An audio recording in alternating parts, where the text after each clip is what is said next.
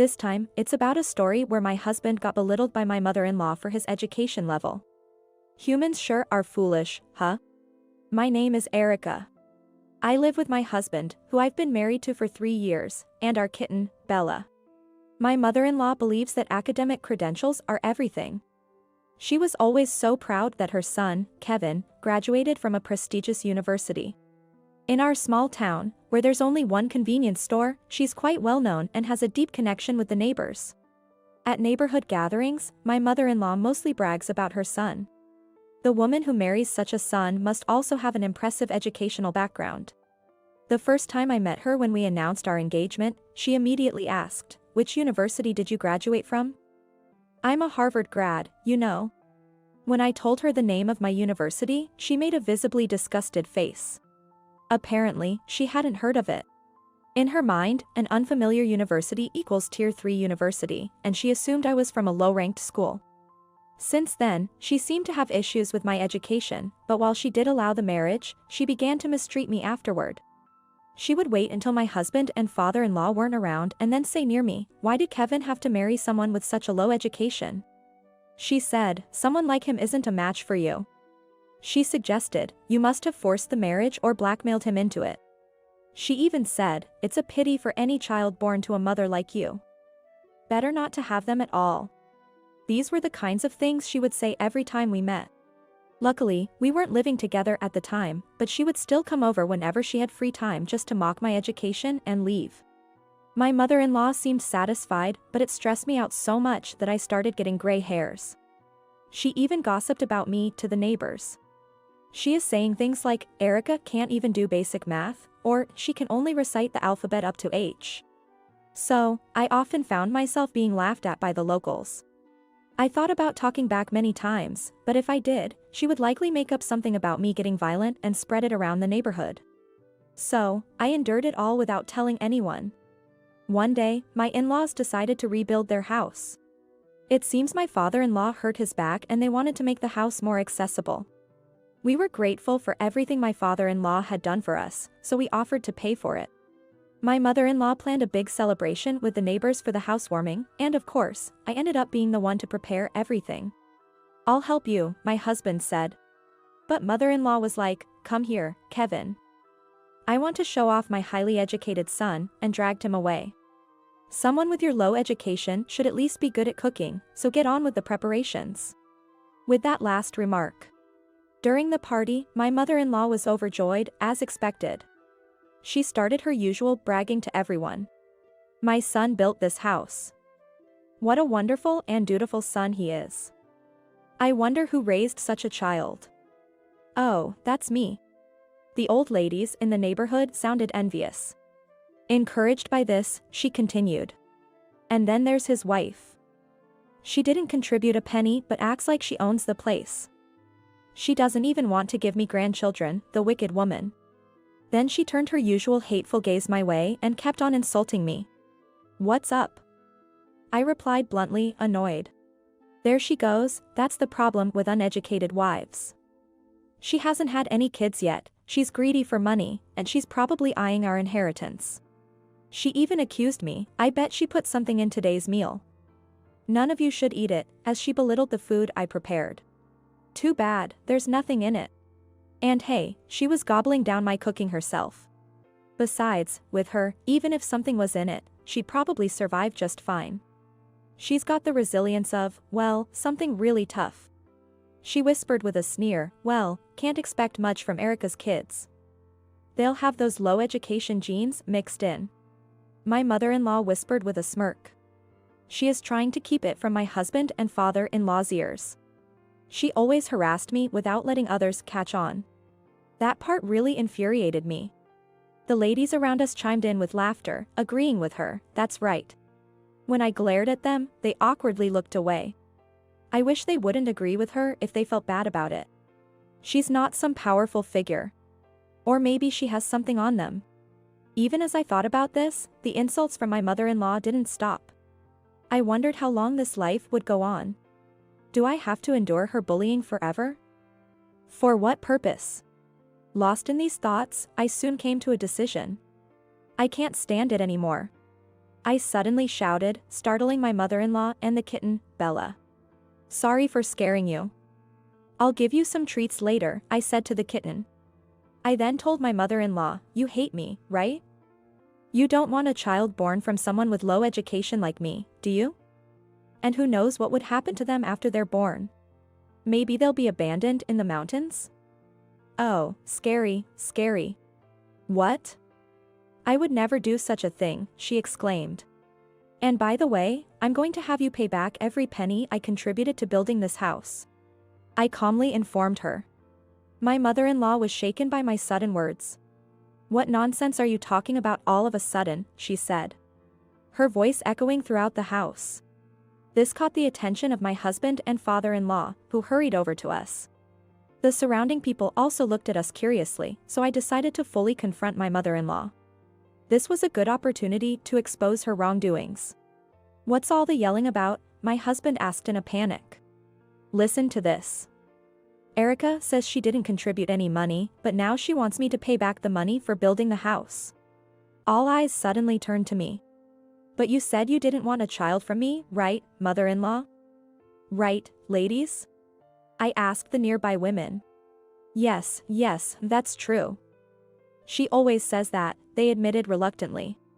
She said she doesn't need those low education genes, they added. Caught off guard by their betrayal. My mother-in-law stood there with her mouth agape. She probably thought they would never turn on her. Serves her right. Why should I quietly endure bullying from you? I'm not your tool for stress relief. I turned back to my mother-in-law, my voice filled with anger. My husband and father-in-law gasped in shock at the revelation. Have you been bullying Erica? Don't mess with me, my father-in-law said, his face turning red with anger as he confronted my mother-in-law.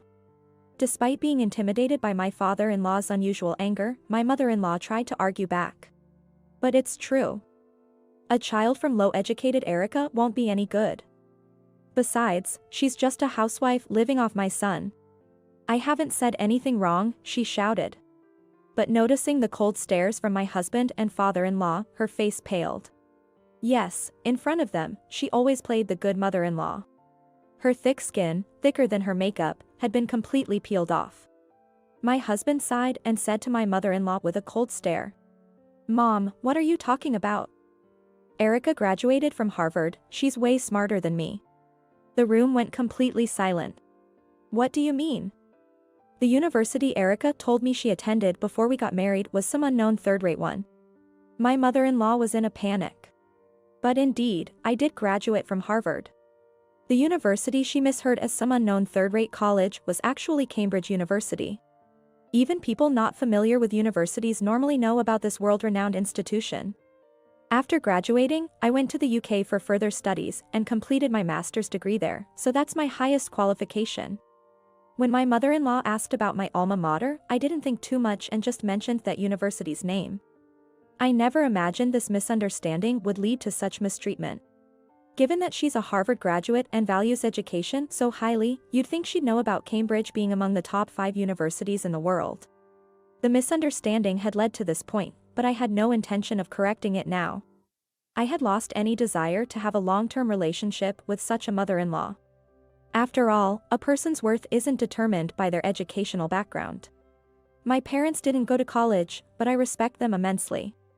So, I hadn't planned on bringing up my education, but this turned out to be a good opportunity. After all, my actions made my husband angry on my behalf. He said, "Look here. This house's funds included $100,000 from Erica's savings, which you, Mom, looked down upon. How could you insult her like that? And about your college, it's just some college near Harvard, not Harvard itself. That's not called being a Harvard grad, Mother. Now's not the time to talk about that. It's about the money. There's no way a housewife like Erica could have that kind of money. Erica's not just a housewife. If anything, she earns several times more than me." "What did you say?" The mother-in-law voiced her surprise. "Yes, I make my living through stock trading, earning over $10,000 a month." "Of course, I have never told mother-in-law, so you could be forgiven for thinking so." Because she loves money as much as she values education, and if she found out, she'd undoubtedly demand luxury cars and the latest electronics. So, I asked my husband to keep it a secret from her. In fact, since I'm always at home when she calls or visits unexpectedly, she assumed I was a housewife. My mother-in-law was left speechless by this unexpected revelation, simply standing there in astonishment. Here's an answer to a question some of you might have. Why did I contribute to the house's funds for a mother-in-law I disliked? Normally, one wouldn't want to give a single cent. The answer is simple. It was to avoid any talk of living together. By giving her an accessible and comfortable home, I thought she would stay quiet and not bother us, especially after slightly injuring herself. And if she's comfortable in her own house, she'd likely visit ours less frequently. It was an expense for my own peace of mind. Doesn't that sound logical? But now, having completely seen my mother-in-law as an enemy, I said, anyway, I want the full $100,000 back. If you can't pay, sell the land and house. If you don't like that, borrow the money from a financial institution. I stated this firmly. That's outrageous. This house is ours now, and I have no intention of giving you a penny. Finally breaking his silence, my father-in-law shouted at her. How much more do you need to upset everyone around you? Look around. Nobody is on your side. My mother-in-law began to cry as my father-in-law yelled at her. But no matter how much he urged her to apologize, she refused to bow her head. Her pride being too strong. In the end, my mother-in-law left without apologizing or even looking at me. I'm so sorry, Erica. If I had been watching her carefully, this wouldn't have happened. My father-in-law apologized deeply. There was no need for him to apologize. My mother-in-law only bullied me when he wasn't aware. Please lift your head. You've done nothing wrong. Please continue to treat me as your real daughter. Saying this, I placed my hand on his shoulder. My father-in-law said, Thank you, Erica. Leave her to me. I'll make sure she never bullies you again, and went after my mother-in-law. The people around us also seemed relieved as the situation calmed down. Then, the neighborhood ladies apologized to me and even declared they would cut ties with my mother-in-law, which really lightened my heart. A month later, my father-in-law announced that he was divorcing my mother-in-law. Apparently, it wasn't just about that day's events, my mother-in-law had been having an affair with a highly educated middle-aged man. My father-in-law, who had suspected something was off, had hired a private investigator to secretly gather evidence. The divorce was quickly finalized, and my mother-in-law had to pay the $100,000 I contributed for the renovations as alimony. The alimony was apparently fronted by her lover. In return, she's now being made to work as a maid. My father-in-law reported with a look of disbelief. Now, both my father-in-law and I can live without being troubled by my mother-in-law. I am currently 5 months pregnant, and my husband, father-in-law, and the neighborhood ladies are all very concerned about my health and have been a great help. I guess I have to thank my mother-in-law a little for gaining so many allies. Looking forward, I hope to live a happy life with my soon-to-be-born child, my husband, father-in-law, and our cat, Bella.